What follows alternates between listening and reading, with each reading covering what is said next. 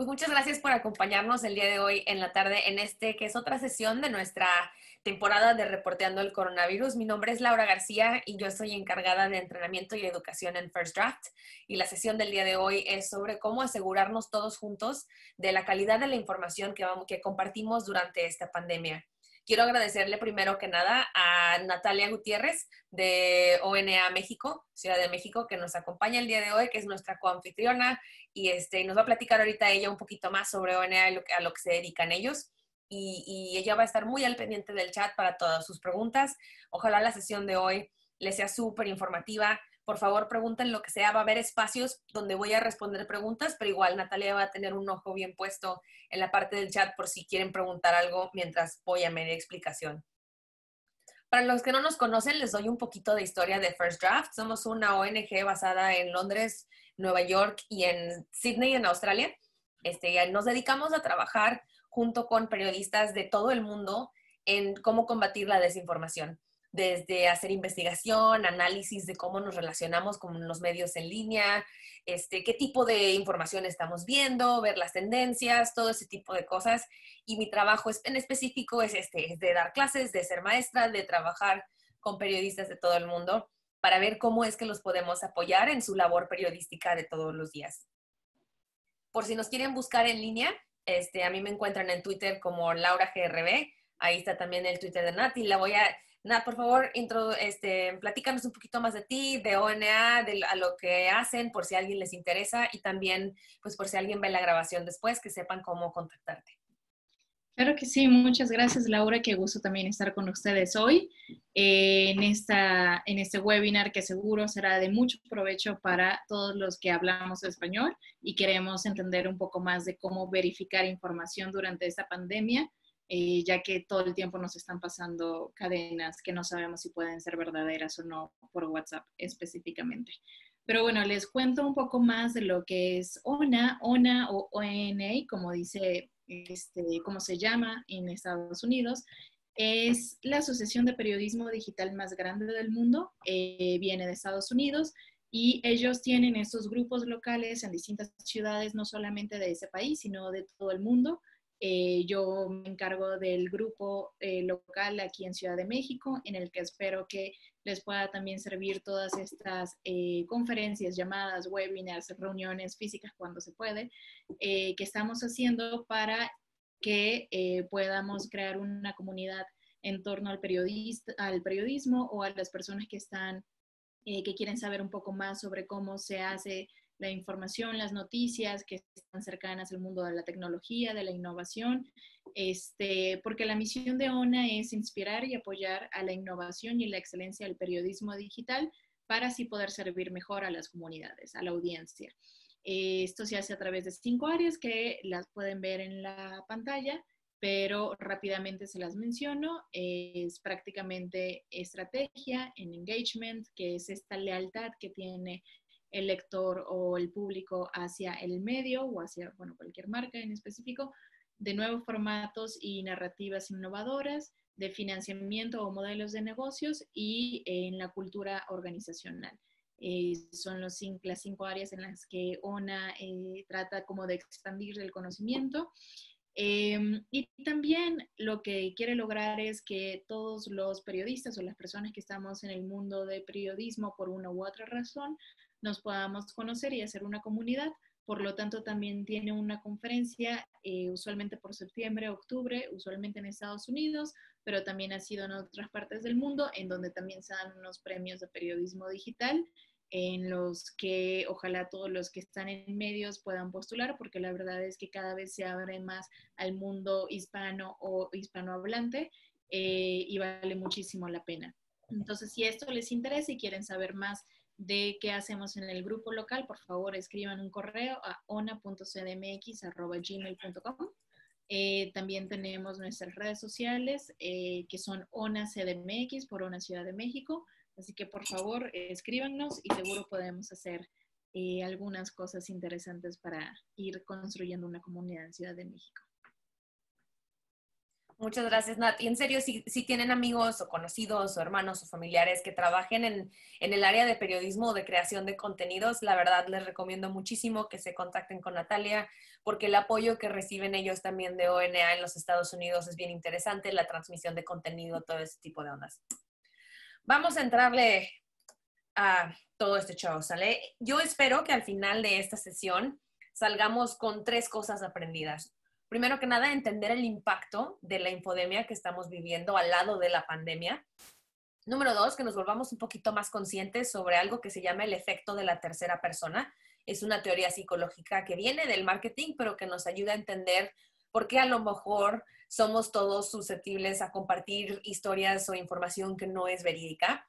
Y número 3, que aprendamos tips prácticos para que puedan compartir con su comunidad, para que todos juntos nos protejamos. Así como nos lavamos las manos para no transmitirnos el virus, hay que ser igual de conscientes con la información que nos compartimos porque estamos en un momento de crisis, todos tenemos miedo y estamos teniendo una reacción emocional a la información. Empecemos por lo primero también, por si alguien que nos escucha son periodistas, tenemos un curso gratis diseñado específicamente para los que nos dedicamos a reportear como profesión. Ahorita solo existe en inglés, pero es en línea, es gratis, te toma como unas 2 horas completarlo y te lo puedes buscar en la página web covid.firstdraftnews.org, pero noticias de última hora ya lo estamos traduciendo, así que yo espero que para la segunda semana de mayo, primera semana de mayo, esté traducido al español, italiano, portugués y francés. Todos los textos, los videos con subtítulos y demás. Pero por el momento solo existe en inglés, así que si les super urge, ahí nos pueden encontrar y si no, sintonicen este canal y les avisamos cuando esté ya listo para una audiencia de habla hispana. Vamos a empezar por la infodemia. Es este término que la Organización Mundial de la Salud utilizó para describir lo que estamos viviendo ahorita al lado de la pandemia. Y no quiere decir que toda la información que estemos compartiendo sea falsa o que no sea verificada. Al contrario, quiere decir que estamos rodeados de tanta información, de tantas distintas fuentes, que la infodemia nace de no saber exactamente a dónde mirar, qué fuentes confiar. La información que sabemos sobre cómo se está desarrollando la pandemia también va cambiando. La ciencia toma tiempo hacer investigación, toma tiempo probar cosas. Lo que sabíamos de esta enfermedad a principios de enero es muy diferente a lo que sabemos ahora. Y en esa incertidumbre y en ese ambiente de bombardeo de información por todos lados, es donde se crea esta infodemia y esta crisis informática, ¿no? Donde estamos nosotros en medio. Y es importante acordarnos que esto nos ataca de todos lados. No solamente son los medios tradicionales o las noticias, nosotros estamos utilizando y recurriendo a las redes sociales para mantenernos en contacto con la gente que queremos y que amamos, que nos preocupa y tratar de estar todos comunicados y mantenernos a salvo. Pero toda esa información que compartimos nosotros es parte de este ambiente informático en el que nos encontramos. Y de cierta manera, la gente que hacemos periodismo estamos muy conscientes de que cuando, por ejemplo, si yo escribo un artículo y lo pongo en el internet, estoy publicando. Como personas y ciudadanos individuales no hemos tenido conversaciones que nos hagan responsabilizarnos de la misma manera de lo que compartimos. Cuando yo posteo algo a Twitter, estoy publicando, es un acto de publicar. Cuando pongo algo en Instagram, estoy publicando, estoy haciendo el mismo acto que cuando un periodista publica un artículo que se agrega a este ambiente informático y de información en el que nos vemos envueltos. Y algo que hemos visto como parte de las investigaciones de First Draft es que los distintos actores que por alguna u otra razón buscan esparcir información que no es verídica o que no es confiable o que es falsa o que de alguna manera está sesgada, lo hacen de una manera muy estratégica. Saben que si solamente lo comparten en sus cuartos de conversaciones o en sus tablas de Reddit o en sus grupos de chat, el alcance que tienen es muy mínimo. 20, 30 personas, 40, a lo mejor 100 o 300, ¿no?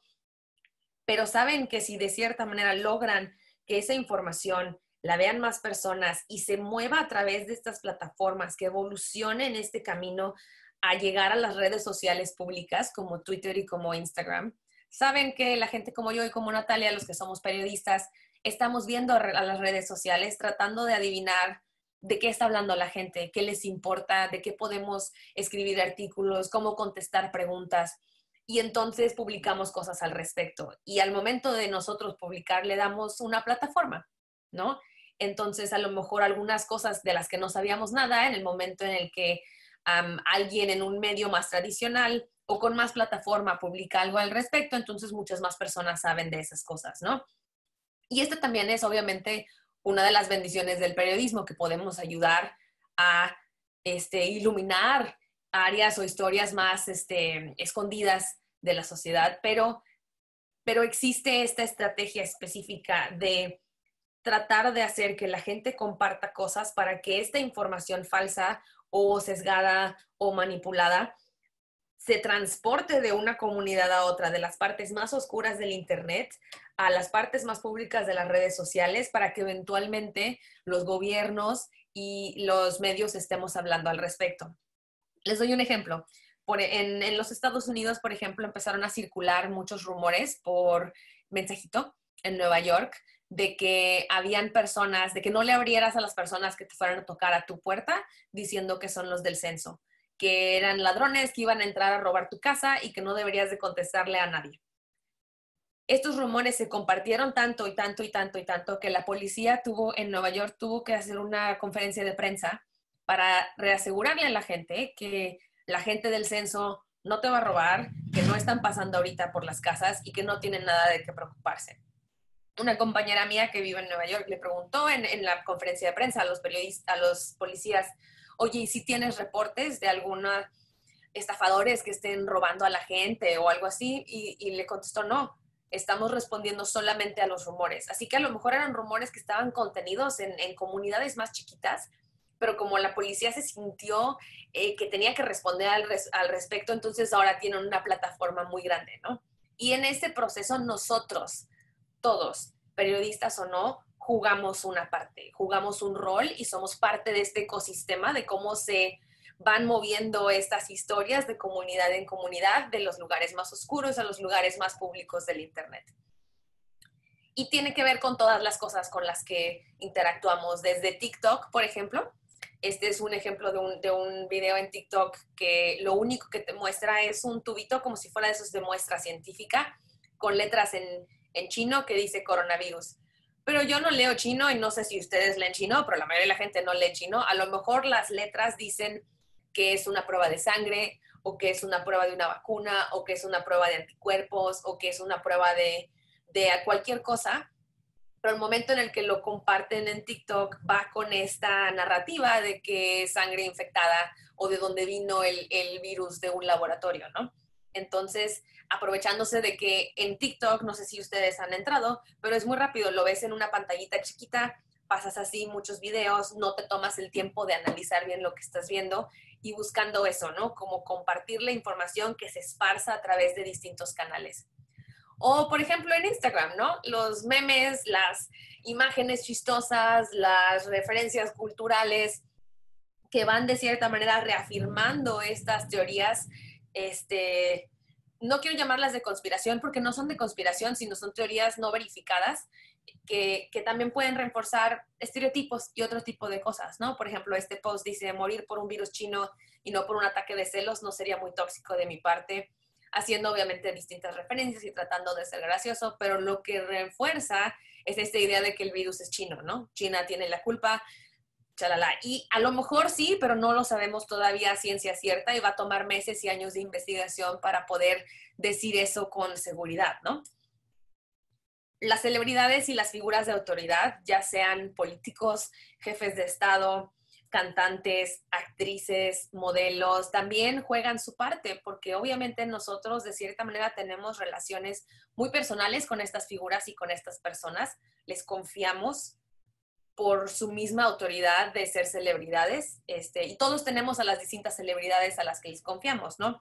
A lo mejor para algunos, si voy a inventar cosas, si Niurka dice algo, entonces le crees súper bien, pero si no es Niurka y si es López-Gatell, sí le crees, pero no, o si lo dijo alguien en Alemania que conoces, entonces ahí sí les crees, o es un actor americano, y este tipo de celebridades, en el momento en el que comentan estas teorías no verificadas, también de cierta manera les dan validez y ayudan a que se amplifique, ¿no? Y mínimo para que todos estemos otra vez hablando al respecto.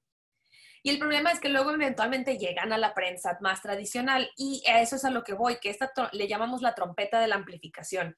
Lo hemos visto coordinado desde los espacios más oscuros del Internet, como a propósito tienen la meta de lograr que esta información viaje a las partes más públicas de cómo nos comunicamos. Esa es su meta. Nos están usando a ustedes como gentes que compartimos información, bueno, a nosotros y a nosotros los periodistas también, para que estas ideas se vuelvan más públicas, tengan más oxígeno, se vuelvan más normales de que hablemos al respecto, ¿no? Por ejemplo, está hablando sobre el coronavirus siendo un experimento en un laboratorio y otras teorías. Y el problema es que estas teorías todas a lo mejor están ancladas en algo de verdad, y también hay muchas cosas que no sabemos a ciencia cierta todavía, ¿no? Y estamos todos en conjunto en este espacio de pánico tratando de llenar el vacío informativo con lo que sea que podamos encontrar, porque nos hace sentir en control, porque nos ayuda a sentir que estamos un poquito más informados. Y la verdad es que la situación en la que nos encontramos es incierta porque sí es la naturaleza de esta situación y no va a mejorar de manera inmediata, ¿no? Y todos juntos podemos asegurarnos un poquito más de que lo que compartamos sea solo lo que sabemos a ciencia cierta para no confundir la calidad de la información, para no contaminar esta calidad de la información. Les pongo otro ejemplo. Ahorita han empezado a salir muchos memes sobre que si Bill Gates, el dueño de Microsoft, si él puso dinero en un laboratorio, que a lo mejor creó el virus, que de dónde vino, que si su dinero estaba involucrado en unas pruebas que se hicieron, que no sé qué. Otra vez, falta tiempo, falta investigarlo a ciencia cierta, pero lo que sí sabemos ahorita, el día de hoy, es que el señor está invirtiendo miles y millones de su propio dinero para tratar de encontrar una vacuna. Pero como todas estas pequeños pedacitos constantes de información se comparten cuestionando sus intenciones o la validez de lo que está haciendo, lo que va a lograr a lo mejor es que en 18 meses, cuando tengamos una vacuna, la gente no quiera vacunarse porque ya plantamos esa duda, ya plantamos ese cuestionamiento sobre sus intenciones y a lo que él quiere. Y otra vez, falta investigar muchísimas cosas, pero hay que asegurarnos de compartir lo que sabemos solo a ciencia cierta.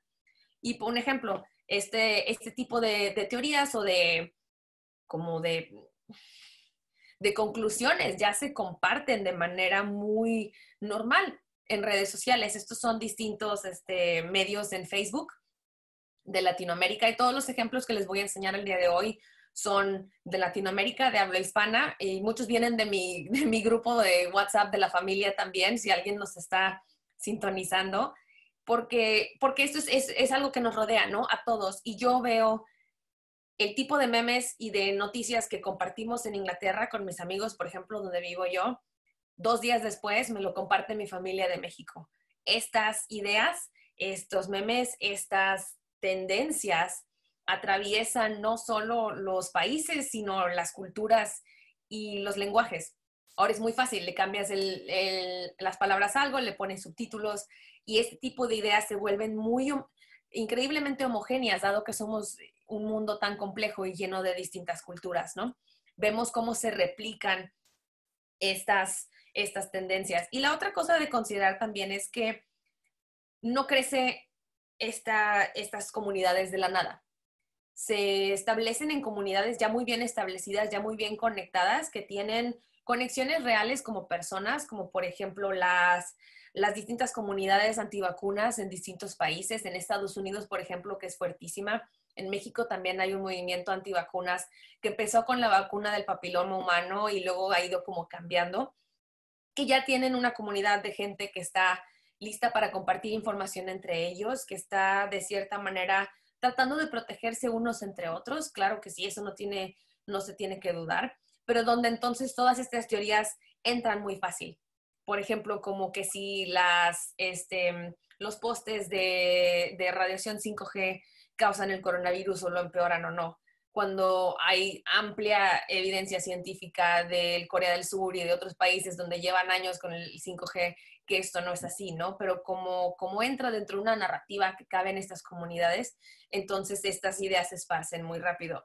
otra vez, todo esto está anclado en pedazos de verdad, porque es la única forma en la que entonces les creemos, ¿no? Una teoría que está completamente inventada, súper fumada, es mucho más difícil de creer, pero si está anclada en pedazos de verdad y de cosas que en verdad nos preocupan a todos, es más fácil que compartamos nosotros sin a lo mejor checar o triplicar las cosas que checamos. Y es como la película de Inception, no sé si la han visto. ¿Cómo se llama Inception en español, Natalia? Este, con Leonardo DiCaprio. El origen. El origen, como la película del origen.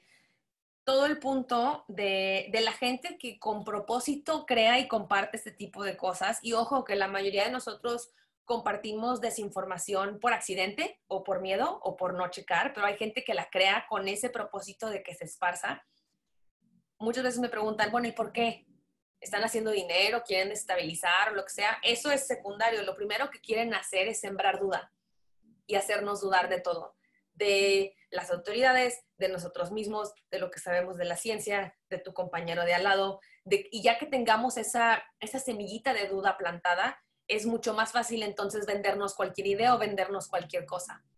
Lo hemos visto, por ejemplo, yo he estado monitoreando varios grupos en México que están capitalizando en que la gente está perdiendo su trabajo y sembrando esta duda de, oye, y no te va a alcanzar para comer y no vas a tener dónde poder comprar tu mandado.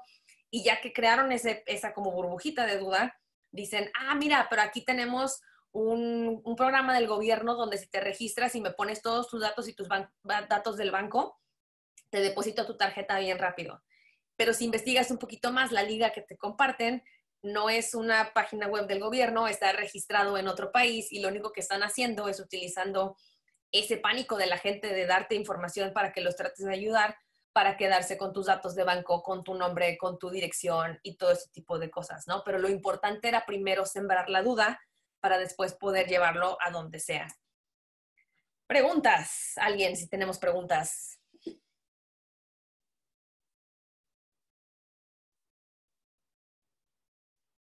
O te va, Nat, ni modo. Listo, todavía no, pero recordamos que pueden hacer preguntas, sugerencias, comentarios en la casilla de preguntas y respuestas o en el chat en donde, como dijo Laura al inicio, todos lo van a poder ver. En preguntas y respuestas solamente Laura y yo. Pero si hay una pregunta, Lau, la lanzo. Dice, habla mucho de ellos. ¿Quiénes son ellos? Los que quieren desestabilizar. ¿O es más que nada el discurso patriarcal? Qué buena pregunta, Lu. Y fíjate que el problema de hablar de este tipo de cosas es que ellos va a cambiar dependiendo de qué tipo de cosas estemos hablando y hay veces que hay distintas personas. Como por ejemplo el ejemplo que te estaba dando o les estaba dando de los estafadores, ¿no? Ellos son gente que quiere hacer dinero, quieren quedarse con tu dinero, quieren quedarse con tus datos y lo están utilizando como estafa, como los estafadores lo han hecho siempre, ¿no? Y también mencionas lo del discurso capitalista, que también te escucho de gran manera. Yo espero que en este tipo de conversaciones no quiero parecer que estoy desmintiendo o tratando de negar que todos tenemos y las distintas teorías están anclados en verdad y en cosas que vale la pena criticar, ¿no? Los gobiernos no son perfectos, los negocios no son perfectos, nadie son perfectos y hay formas constructivas de tener este tipo de información. Pero lo que hemos notado nosotros de este tipo de información que se comparte, y va de ambos lados, es tanto de derecha como de izquierda. Lo hemos visto en el Brexit acá en el Reino Unido, tanto los del pro y el anti-Brexit. Y en los Estados Unidos, tanto los pro y anti-Trump. Y en México, tanto los pro y los anti-AMLO. Lo que esta gente, y no los estoy poniendo todos en un grupo porque son distintos actores motivados por distintas cosas, lo que quieren es ponernos en oposición. Entonces, si creamos este ambiente de duda y donde tú y yo somos dos equipos diferentes, no hay cómo dialogar y también quiere decir que entonces todos estamos definiendo en qué creemos más por identidad que por los hechos, ¿no? Por ejemplo, mi mamá es muy creyente de las teorías alternativas de medicina y tienen muchísima base y yo no estoy de ninguna manera quiero hacerlas de un lado, pero solamente que hay que darle a todo a su lugar y considerarlo en conjunto, ¿no? Tanto la medicina alternativa con la medicina tradicional y vamos tomando decisiones con calma, que no vengan de un lugar de pánico y que tengamos ese tiempo de poder analizarlo bien.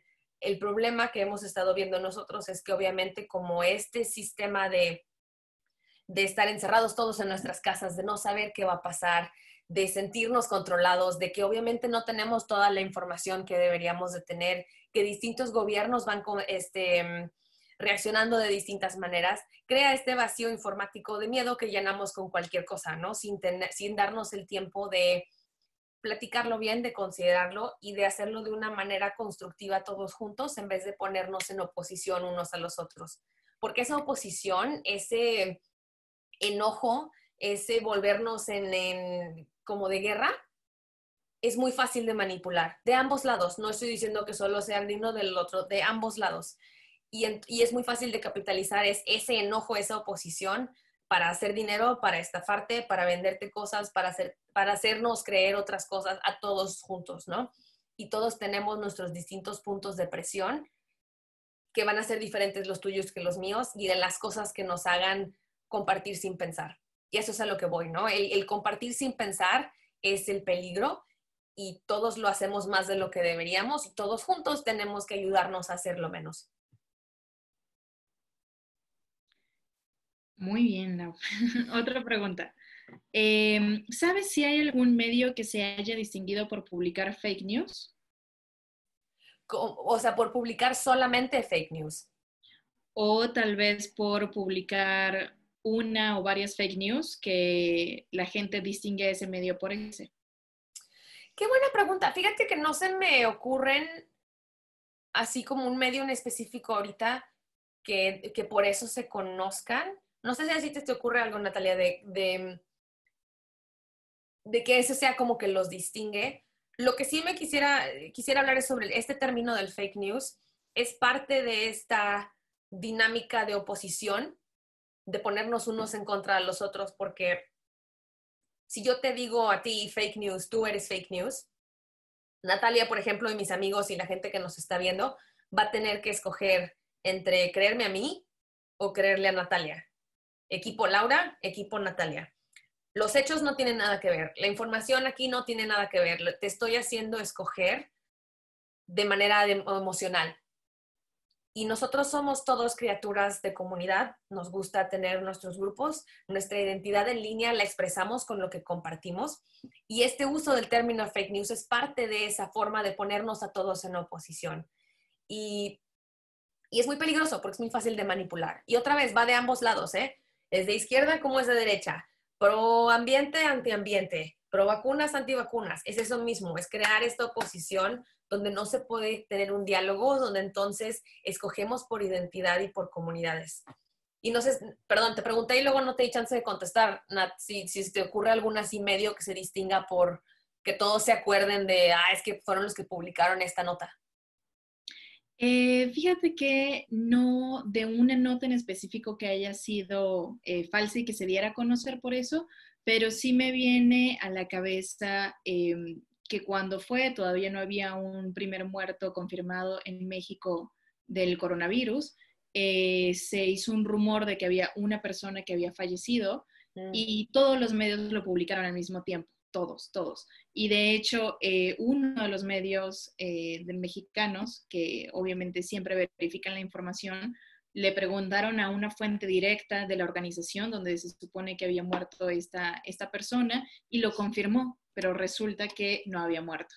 Entonces, creo que pasó justo lo que estás comentando de tener dos bandos y mucha gente, claro, detrás de una pantalla en Twitter o en una red social, aprovechó ese momento para tratar de desestimar a los medios nacionales, ¿no? Y aprovecharon ese pequeño como error en el que incluso con la verificación resultó no ser totalmente cierto, bueno, no resultó no ser cierto porque la persona todavía está viva, pero sí, o sea, creo que tiene también que ver con este momento en el que todo está pasando tan rápido que realmente no podemos tener 100% una verificación de una noticia de último momento porque todo cambia enseguida. Entonces, a pesar de que quieras hacer los procesos de verificación de datos, y que por supuesto lo mejor sería esperar un momento para poder confirmar o no una noticia, por ejemplo, de ese nivel, ¿no? Que era el primer confirmado de muerte en México.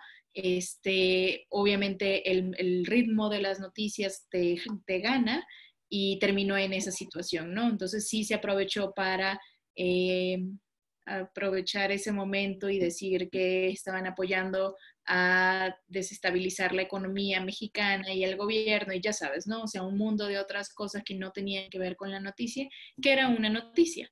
Pero bueno, es más o menos lo que puedo decirte que sí pasó acá en México. Pero que, por ejemplo, ese ejemplo que nos das está basado en un temor muy real, ¿no? Los efectos a la economía son reales, van a ser reales, pueden ser mucho más reales. Y entonces, obviamente está anclado en ese pedacito de verdad. Comenta alguien en el chat que, por ejemplo, El País, cuando publicaron la muerte de Hugo Chávez y no iba por ahí, a mí se me hace que algo que nos ha faltado muchísimo a los periodistas es ser un poquito más honestos y más transparentes de cómo funciona nuestra industria y cómo funcionan nuestros procesos, para que todos en conjunto nos demos cuenta que somos humanos y somos falibles y cometemos errores.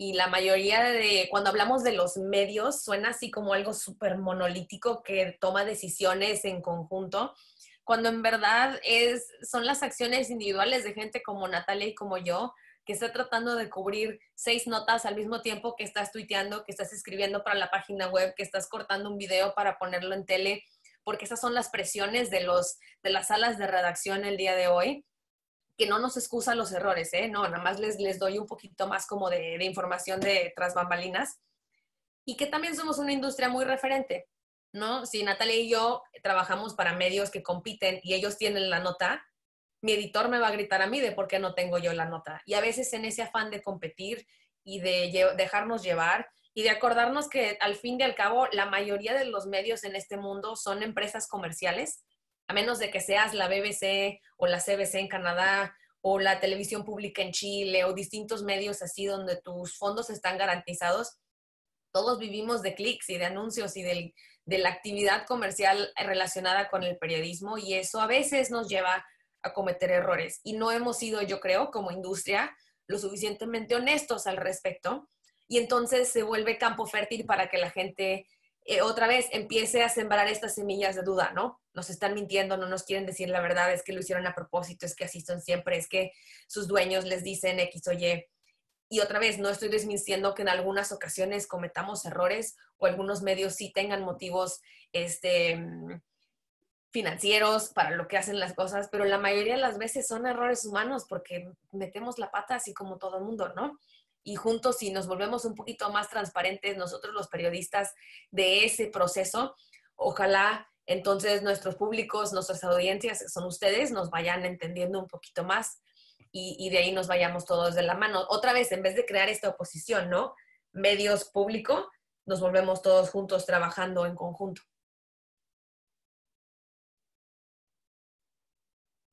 Estás en mute, Nat.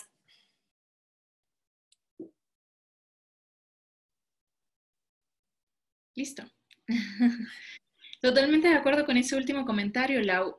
Nos hacen todavía unas preguntas. ¿Quieres seguir y la hacemos en la siguiente o de una vez? Mándame una y las que siguen las hacemos en la siguiente pausa. Ok. A ver, vamos a pasar a esta.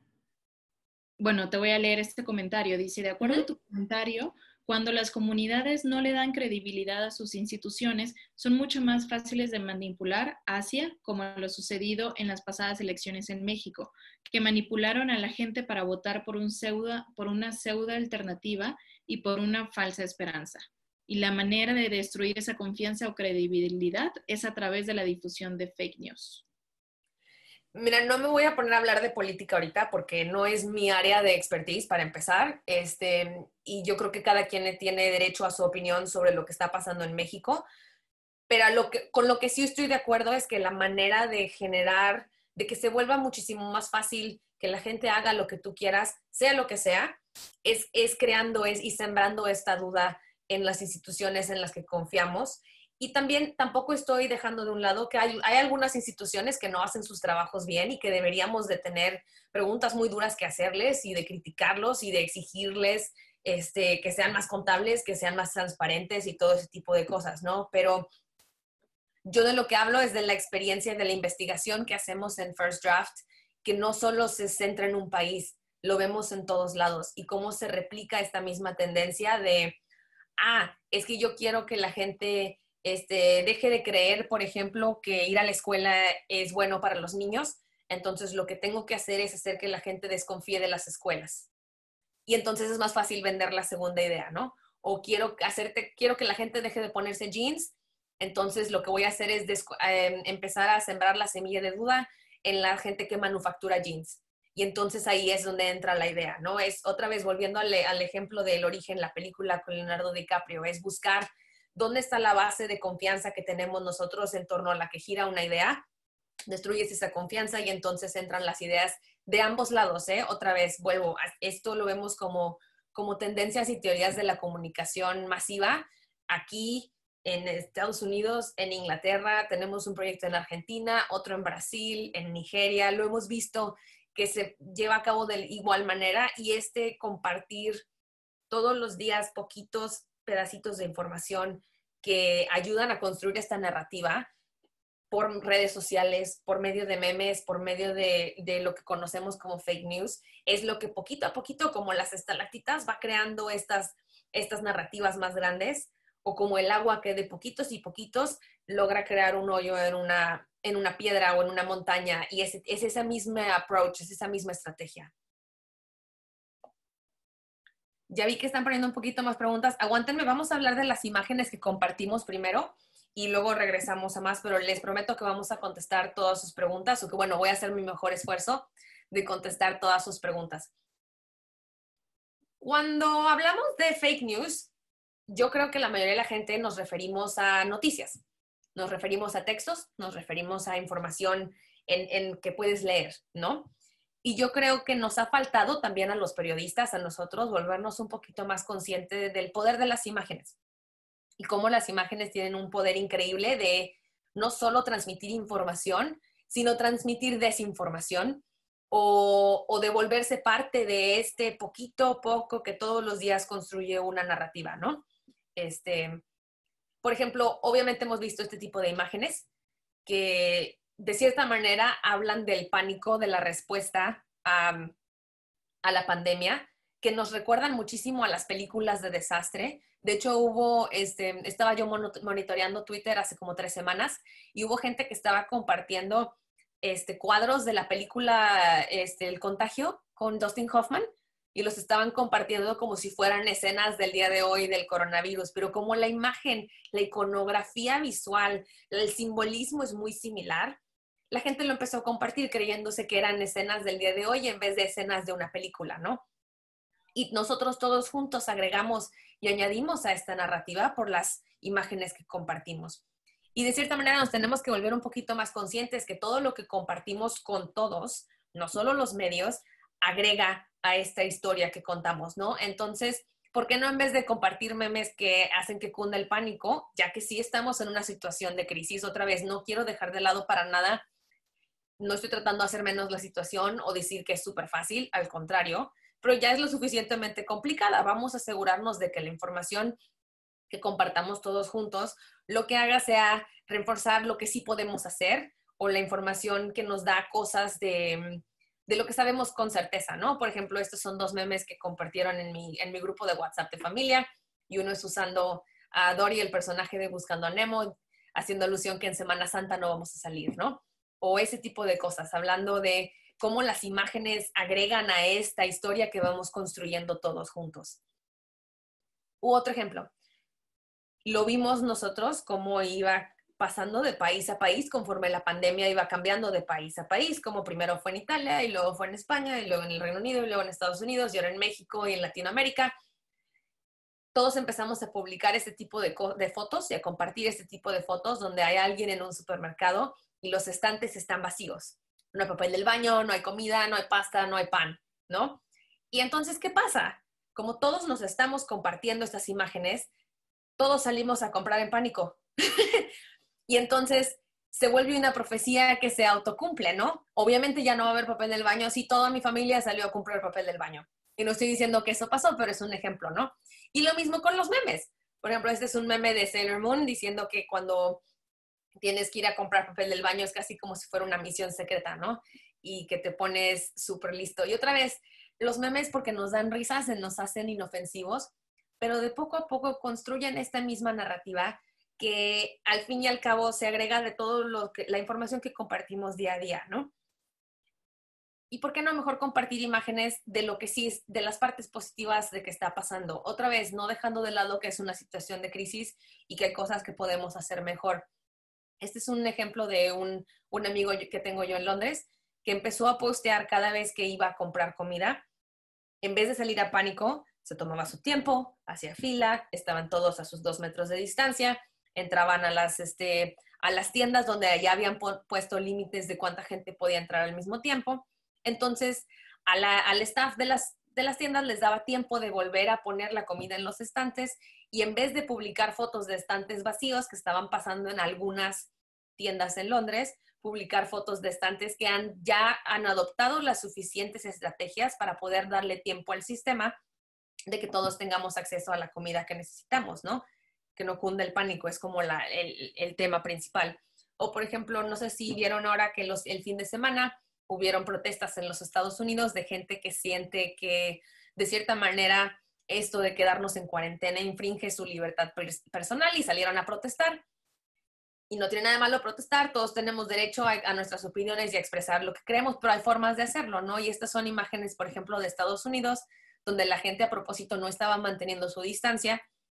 Y esta es una imagen de Israel, donde salieron a protestar igual el mismo fin de semana en contra del primer ministro, del manejo del gobierno de la pandemia, con distintas críticas de ambos lados del espectro político, pero todos estaban a 2 metros de distancia cada uno, ¿no? Y cómo la diferencia de estas imágenes y la historia que nos transmiten cambia de una a otra y cómo no es solo, que si los medios publicaron X o Y, ¿qué le compartiste tú a tu mamá en tu WhatsApp? ¿Qué le pasaste a tu tía? ¿Qué te pasó a tu prima? ¿Qué compartimos en redes sociales que de cierta manera agrega a esta narrativa, ¿no? Acordarnos que todo lo que compartimos es un acto de publicación, estamos publicando cosas. Y otra vez, los memes juegan una parte muy importante. Es otra que salió de mi WhatsApp familiar sobre las cosas que sí sabemos, ¿no? Lo que sí sabemos es que independientemente de lo que después podamos aprender del coronavirus, es que la distancia ayuda a que la gente no se contagie, ¿no? Y este es un meme que dice, por ejemplo, el dios mexicano de la sana distancia se llama Aztepayatl, para que nos quedemos a 2 metros de distancia, ¿no? O compartir memes que no hacen daño, que no aluden ni al pánico ni a cosas que no tenemos verificadas. Para los nerds que nos están viendo el día de hoy, este es un meme sobre el Señor de los Anillos. Es una imagen del primer libro de la comunidad del anillo, donde hay un monstruo que se enfrenta a uno de los magos y están diciendo que Chabelo nos protege del coronavirus, ¿no? Pero esto no te da ni desinformación de los tratamientos, ni de los síntomas, ni de que te salgas cuando no deberías de tu casa, simplemente es un meme que hace una referencia cultural que no hace daño. Y esa es la cosa. Yo quisiera que la idea general de esto es, dado que todo está incierto, dado que necesitamos tomarnos el tiempo para evaluar bien las opciones que tenemos, para que la ciencia y la gente que hace ciencia y los doctores tomen las decisiones adecuadas, aprendan lo suficiente sobre esta pandemia. En lo que les damos el tiempo que necesitan y que toma hacer ciencia, nuestro trabajo como ciudadanos y como personas es asegurarnos de que lo que compartamos no haga daño. En lo que averiguamos lo que sí hace y lo que no hace, ¿no? Porque obviamente también parte del proceso científico es tener este debate. Se vale tener distintas opiniones y luego se prueban y agarramos evidencia y decidimos, ¿no? Mientras este proceso se lleva a cabo, nosotros lo que podemos hacer es garantizar que mínimo compartamos información que no haga daño. Y se me hace que, y la otra, hay que acordarnos también que las imágenes llevan consigo estereotipos, ¿no? Al principio, obviamente, porque el virus originó, vimos los primeros casos en China, había muchísimas fotos que compartíamos de gente con los rasgos asiáticos, con sus mismos tapabocas, ¿no? Pero el virus ya no es solo problema de China, es una pandemia mundial, existe en todos lados y distintos gobiernos lo están manejando de distintas maneras. Y si seguimos atando la idea del virus a la gente de origen asiático, lo que está pasando es que estamos reforzando estereotipos y sentimientos antiasiáticos, tanto aquí como en el Reino Unido, como en Estados Unidos, como en México, ¿no? Y los memes son parte de estas historias. Otra vez, este es uno que salió en el WhatsApp de mi familia, que a mí me, o sea, no les voy a mentir, a mí me dio risa cuando lo compartieron, pero el problema de los memes es que como todos los chistes, si no entiendes la idea o la referencia cultural, el meme no te da risa, el chiste no te da risa. Y por eso se vuelven vehículos increíblemente poderosos de información y de desinformación, porque tienes que entender, le tienes que agarrar la onda para que te dé risa. Y ese agarrar la onda es donde las ideas se van metiendo sin que nos demos cuenta, ¿no? Y otra vez, no quiere decir que no compartan memes o que nos volvamos todos unos aburridos de la vida, pero hay que tener muchísima conciencia de cómo hasta esto crea una narrativa, ¿no? En este caso de sentimiento antiasiático, y cómo lo vemos también reflejado en cómo distintos medios cubren la nota. Estos tweets son de esta semana y los dos son sobre actitudes en México hacia la pandemia, pero los dos están utilizando imágenes de gente con características asiáticas utilizando cubrebocas. No hay necesidad, tu nota es de México, ¿no? No tiene nada que ver ya con lo que pasó en China o no está discutiendo la relación que tiene el virus con el continente asiático. Y nosotros somos parte de generar estas narrativas y lo hemos visto en distintos países donde ha habido brotes racistas para con gente que viene de China, porque nacen de estas mismas narrativas y de los estereotipos que este tipo de historias desencubren, ¿no? No es nada nuevo, ya estaban ahí, simplemente lo que hacen es volver a echarle leña al fuego. En Inglaterra, por ejemplo, lo hemos visto con sentimientos antimusulmanes, con la islamofobia. La gente está empezando a compartir memes diciendo que como viene Ramadán, que es el mes de celebración de los musulmanes, donde se juntan normalmente en grandes cantidades a celebrar, que la gente musulmana va a salir a celebrar a propósito para contagiarse y para contagiar a otra gente. Y hemos visto un incremento en los ataques islamofóbicos en el Reino Unido. Y lo mismo ha estado pasando en Estados Unidos. Y yo sé que México y Latinoamérica, de cierta manera, tenemos poblaciones un poquito más homogéneas, pero estos estereotipos están ahí y viven y los revivimos cada vez que compartimos este tipo de información, ya sea en un texto o en una imagen, ¿no? La información que transmitimos es la misma. ¡Uy! Te va, Nat.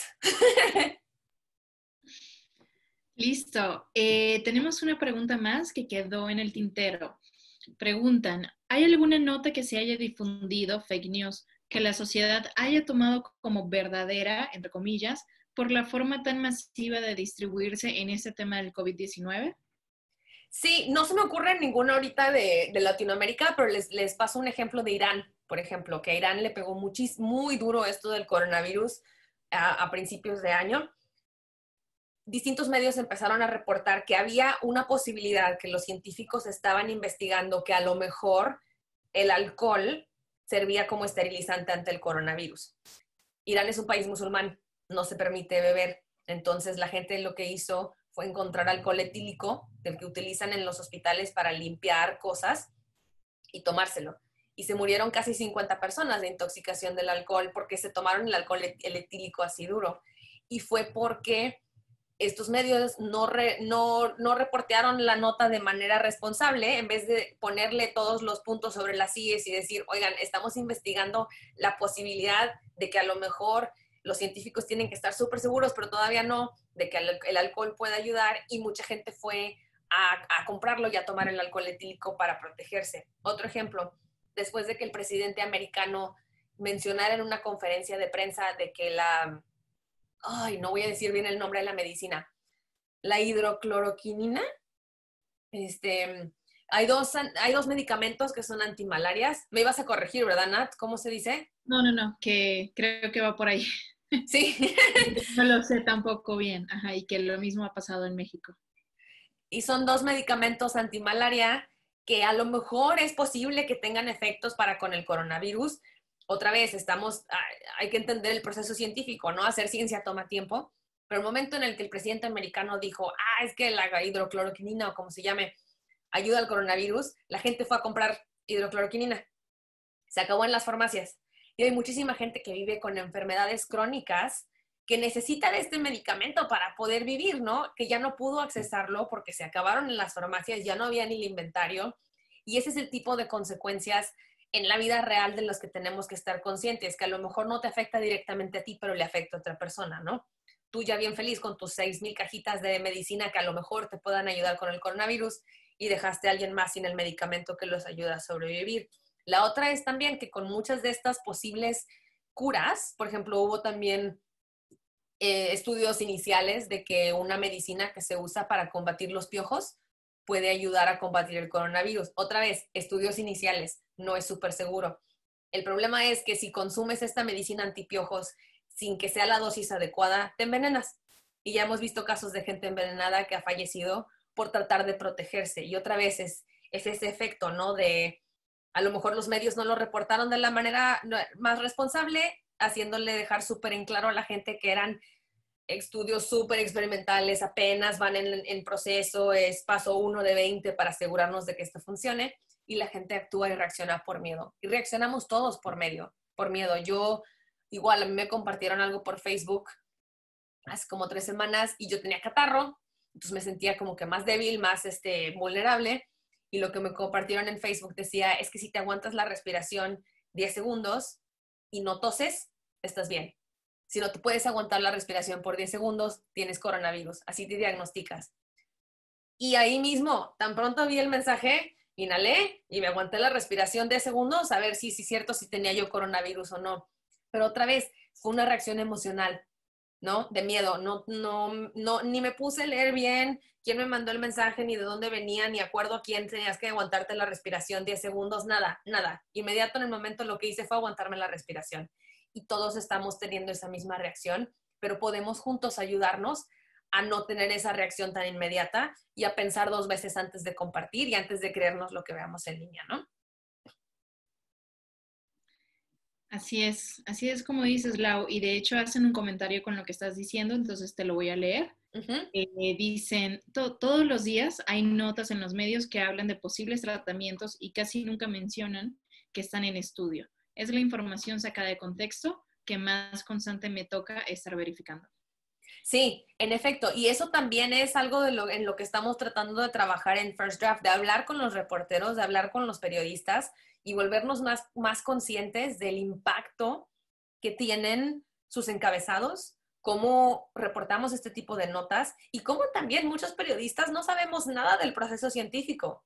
Y entonces a veces contamos las historias con nuestra ignorancia, de no entender el proceso, de cómo es que la investigación se lleva a cabo. Y lo que nos falta a veces es un poquito de humildad y de preguntarle a la gente que sí hace ciencia, que nos explique cómo son las cosas, para que entonces nuestros reportajes sean más completos, incluyan un poquito más la complejidad y también que no nos vendamos por encabezados baratos, ¿no? De posible cura, venga acá para atraer lectores.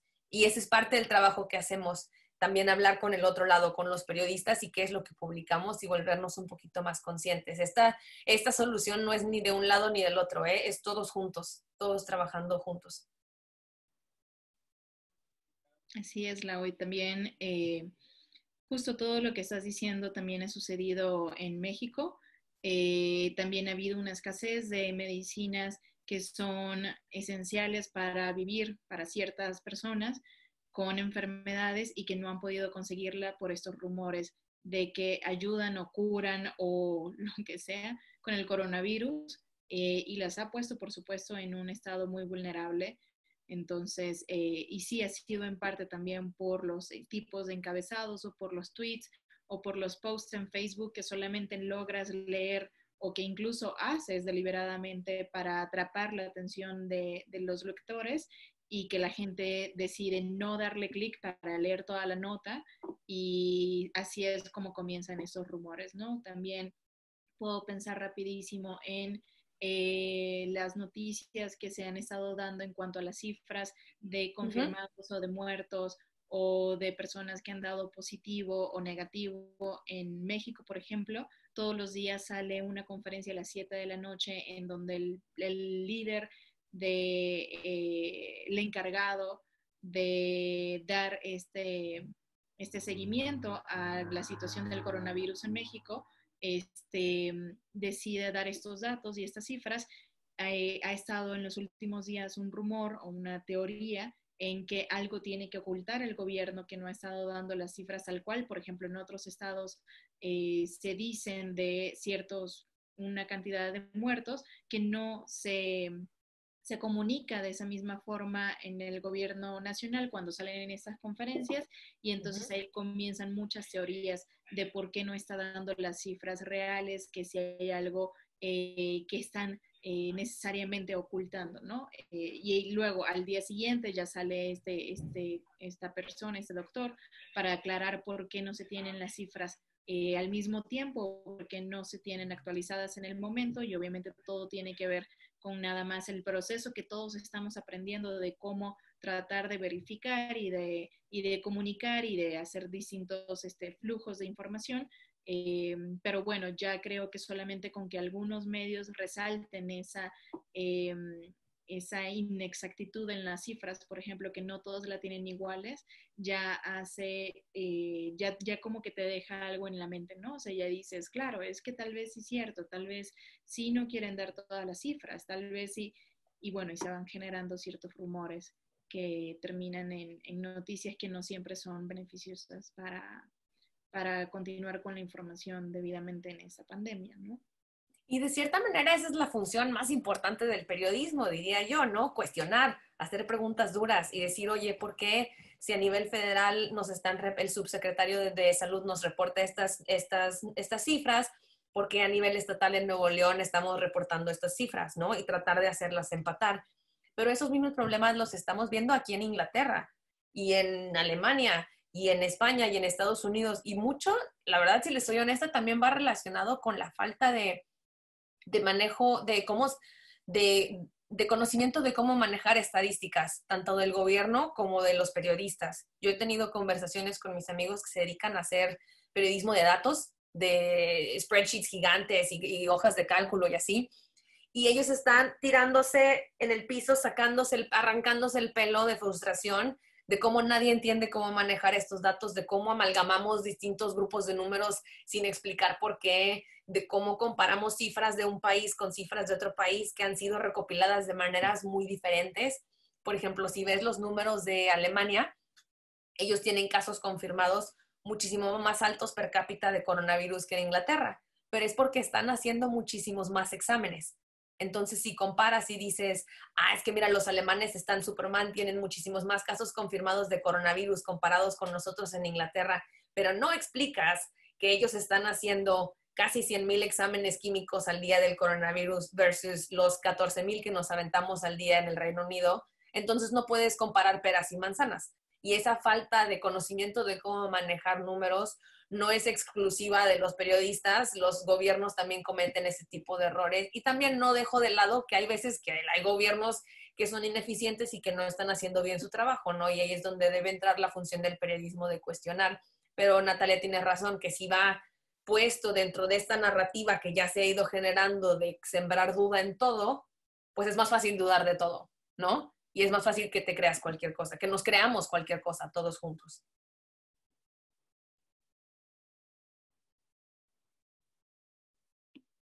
Listo. Por el momento no hay más preguntas. Si quieren hacer unas preguntas, sugerencias, comentarios, están las casillas o bueno, los apartados del chat y preguntas y respuestas. Si gustan, no sé si quieras continuar, Lau, y al final vemos cuántas reunimos. Sí, vamos a darle que ya llevamos una hora platicando, pero qué bueno que tenemos estas conversaciones y les agradezco muchísimo sus preguntas. El tercer tema es un poquito más difícil porque es sobre cómo nosotros, parte uno y parte dos es cómo yo me vuelvo consciente del rol que juego yo, ¿no? Y otra vez, quiero recalcar que esto no es ni de izquierda, ni de derecha, ni de una posición, ni de otra, es de cómo hemos visto nosotros que se representa y se lleva a cabo este fenómeno tanto en línea como offline. y el rol que jugamos todos. Esta tercera parte es entonces cómo hablamos ya los unos con nosotros, ya sea por redes sociales o en persona. ¿Cómo le hacemos para tener estas conversaciones difíciles con nuestros familiares y con la gente que queremos, para que no terminemos odiándonos todos, dándonos mute, no hablando con gente, como ya hemos visto que ha pasado con parejas que se divorcian por el Brexit o por Trump o por política o por que si son tigres o si son rayados, ¿no?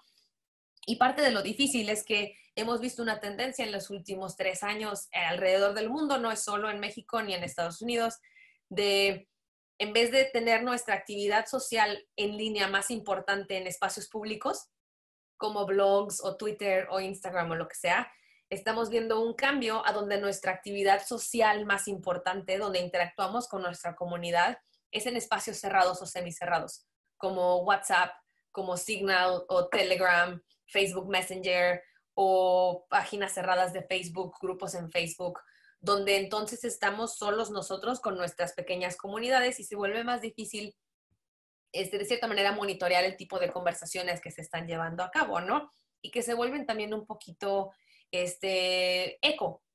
Yo sigo en Facebook a la gente con la que soy amiga o con los que son de mi familia o la gente con la que estoy de acuerdo y entonces todo lo que ellos publican sale en mi muro y me da una visión de túnel del mundo donde no veo lo que el resto del universo está pensando porque yo no soy amiga con ese tipo de gentes, ¿no? Y parece que es algo que nos inventamos en la era digital, pero para nada. Esto es algo súper intrínseco de los seres humanos. Yo soy amiga con la gente que piensa como yo. Natalia tiene amigos que comparten gustos con ella.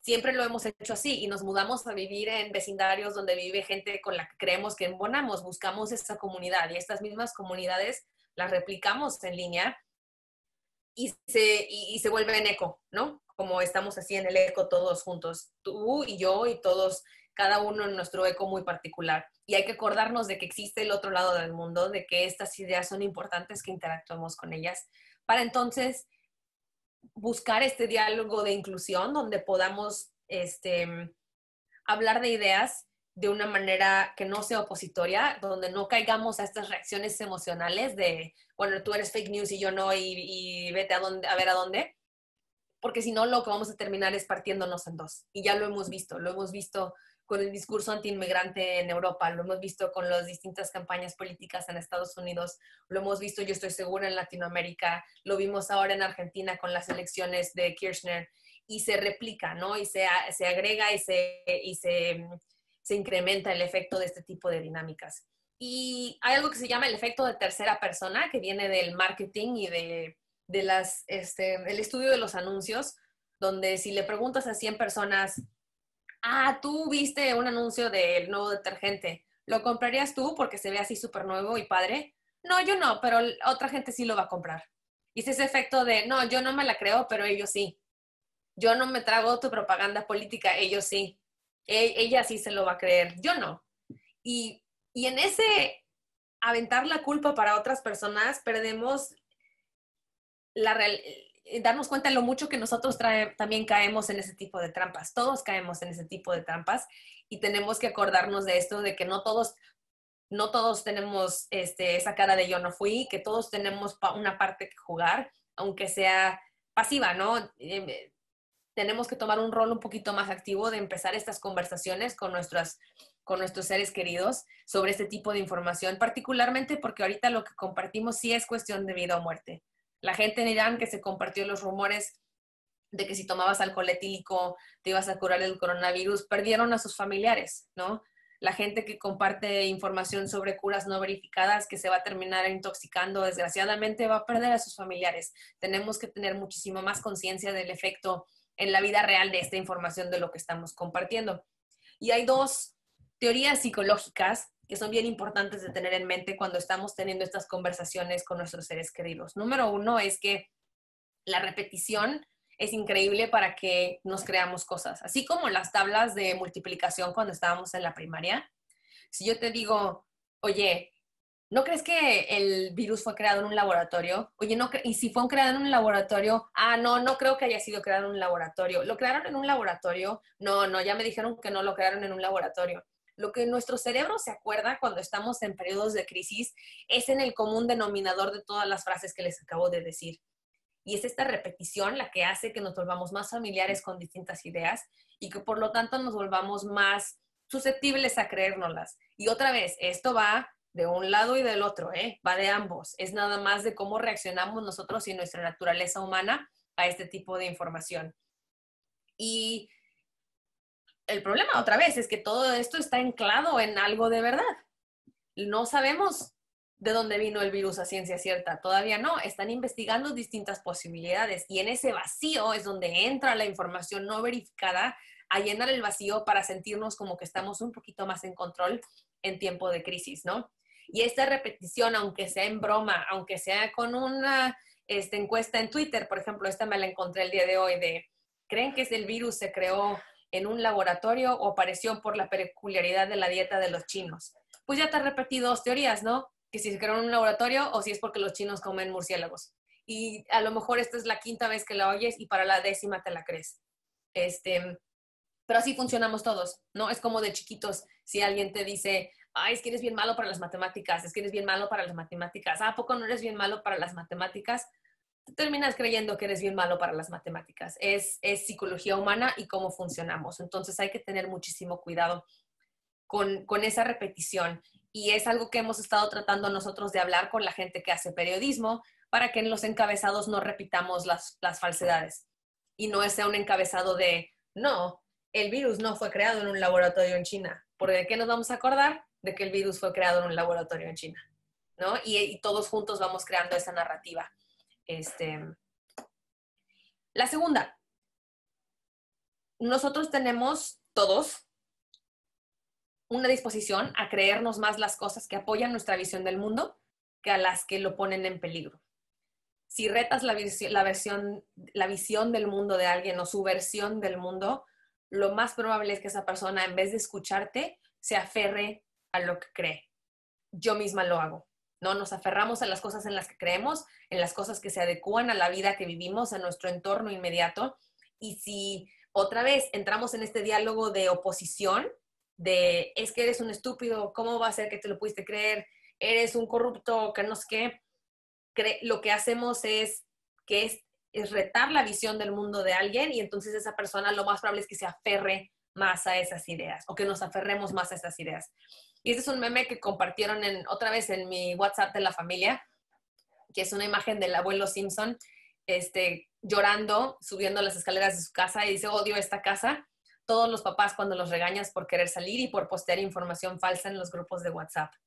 Si nos volvemos del hábito de regañar a la gente, de decirles, de hacerlos a un lado, de hacerlos menos, de utilizar lenguaje de oposición, de decir es que tú eres un estúpido, no entiendo cómo te crees estas cosas.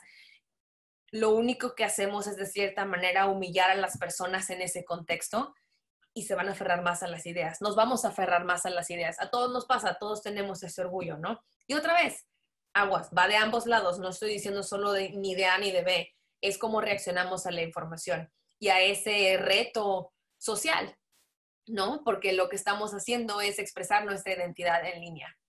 Y, ¿qué pasa? La que sigue. Por ejemplo, esta es una nota que encontré en una página web de Argentina que está tratando de hacer como un resumen de todas las distintas teorías que existen sobre dónde vino la pandemia. Ojo, que algunas tienen ancladas en verdad, ¿no? Pero el encabezado dice, historia de las teorías absurdas durante las pandemias.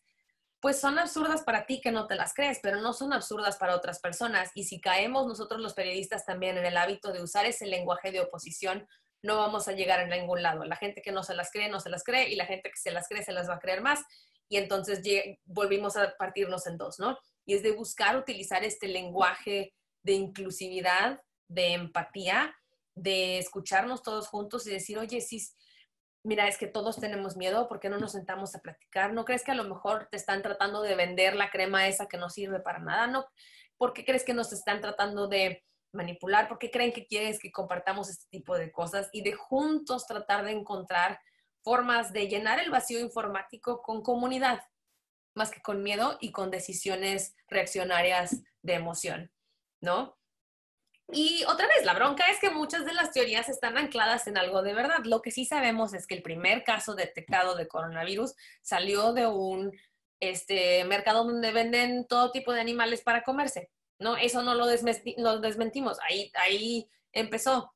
Ahora, eso no necesariamente quiere decir que empezó ahí porque la gente come murciélagos o come serpientes o come X o Y, ¿no?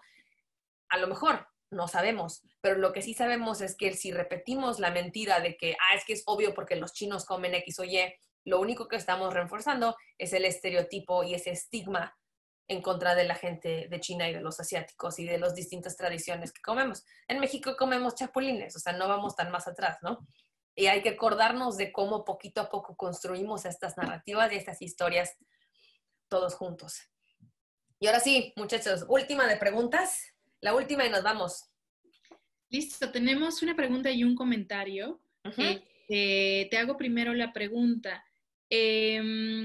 Preguntan que si vale la pena, ya lo comentaste en tus intervenciones anteriores, pero bueno, que si vale la pena salir a, o sea, tratar de verificar una noticia que ya sabes que es falsa, Uh-huh. pero darle como ese auge a que otras personas sepan que hay esta teoría falsa.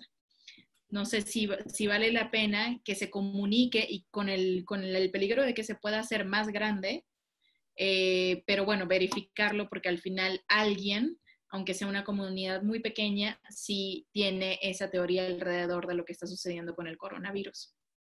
Dos cosas. Hay una teoría que está desarrollando la jefa que es de investigación en First Draft que se llama la teoría del, ¿cómo lo voy a traducir? El tipping point como el punto de inflexión. Así es. Entonces, ella lo que dice es que los periodistas tenemos que hacernos 5 preguntas sobre una nota antes de cubrirla para ver si ya pasó ese punto de inflexión y para asegurarnos de que al nosotros publicar algo al respecto no la estemos amplificando de la nada, ¿no? Para asegurarnos de que solo, si por ejemplo solo una comunidad de 500 personas está compartiendo este rumor, yo, Milenio, por ejemplo, en Monterrey, al momento de publicar una nota al respecto, no le dé una plataforma de miles, ¿no? Y las 5 preguntas van alrededor de qué tanto se ha movido de plataforma en plataforma, qué tanto se ha movido de comunidad en comunidad. ¿Entró alguna celebridad a darle mucho oxígeno a esta teoría? A lo mejor por eso tenemos que publicar algo al respecto, ¿no? Y cómo tomamos esas decisiones dentro de nuestras salas de redacción para definir el punto de inflexión. Y la segunda es, ya que decidiste, órale, ya pasó el punto de inflexión, sí tengo que decir algo al respecto para contrarrestar la narrativa o llenar el vacío informático, siempre hay que empezar con la verdad. Entonces, las noticias de debunk o de desmentir, en lo que hemos visto nosotros con nuestra investigación, es si empiezas con la mentira, la gente se va a acordar de la mentira.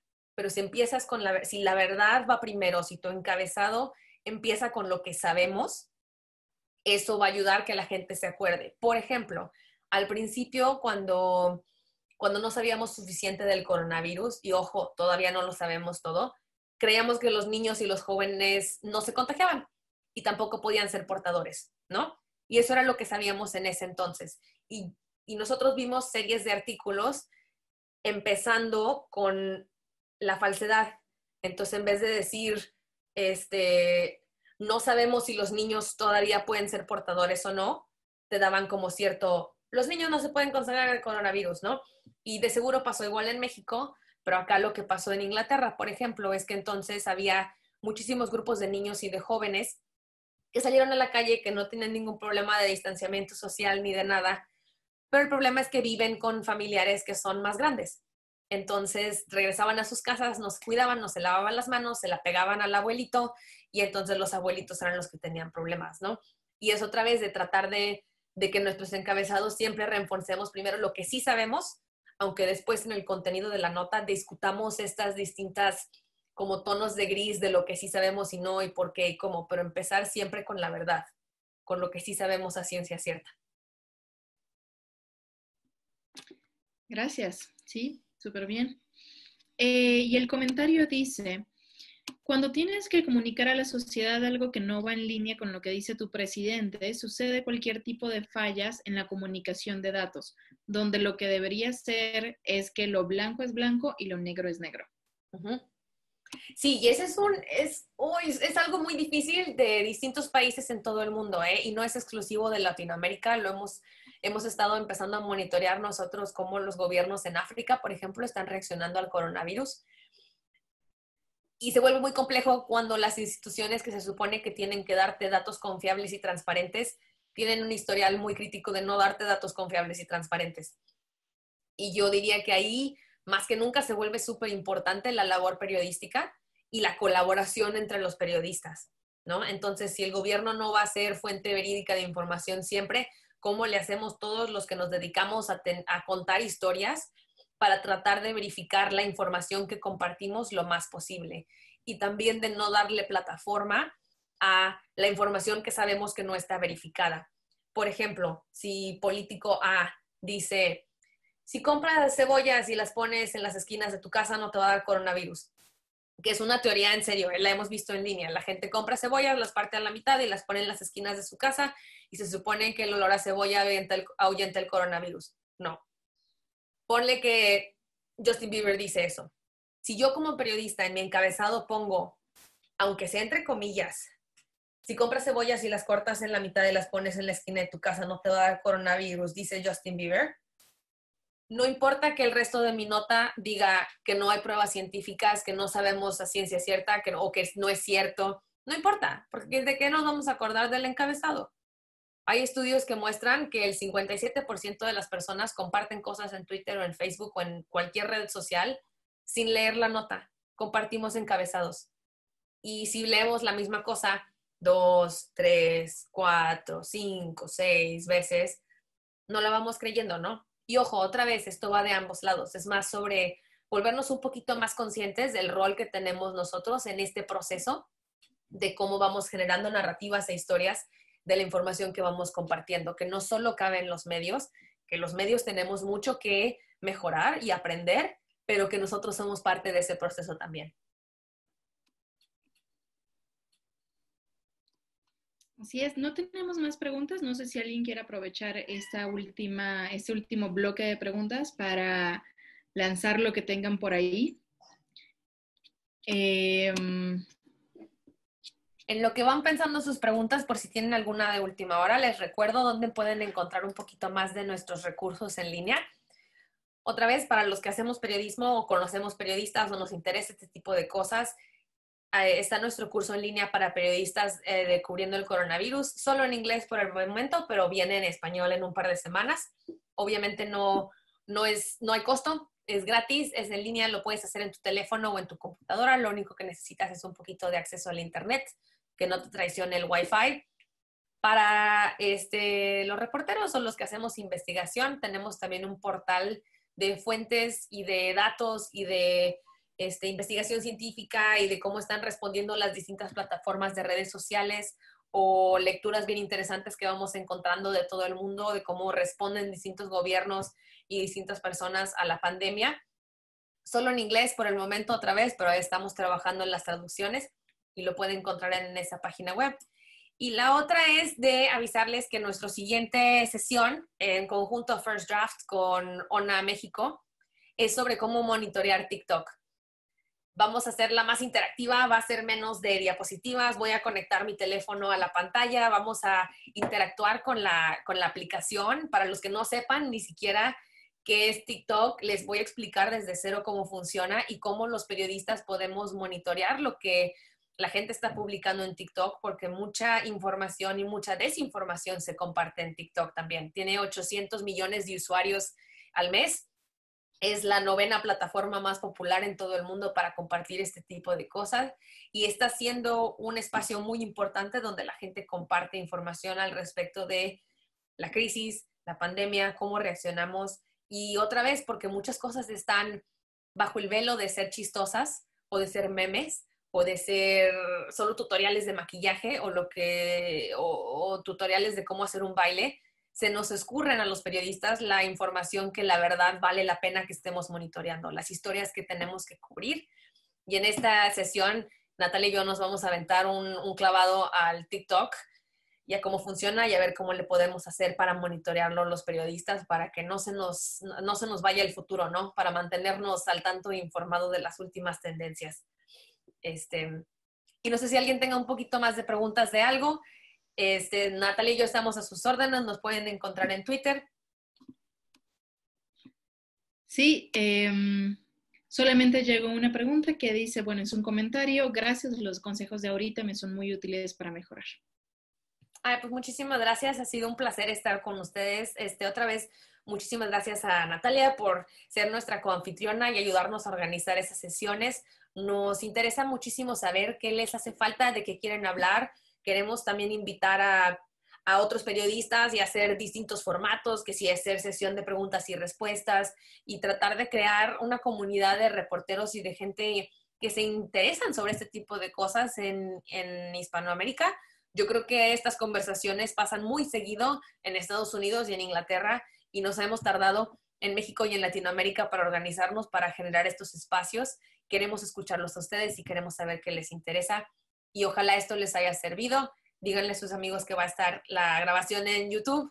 Y pues se me hace que ahí los dejamos. No sé si tú tengas algo más que agregar.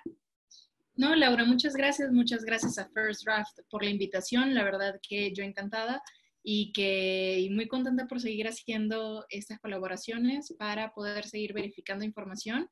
Creo que es lo que ahorita nos puede calmar un poco la ansiedad que todos estamos pasando y este miedo de que no sabemos qué va a suceder. Entonces, sigamos verificando. Muchas gracias. Pues muy buenas tardes hasta México, muchachos. Y con su permiso, nos vemos después.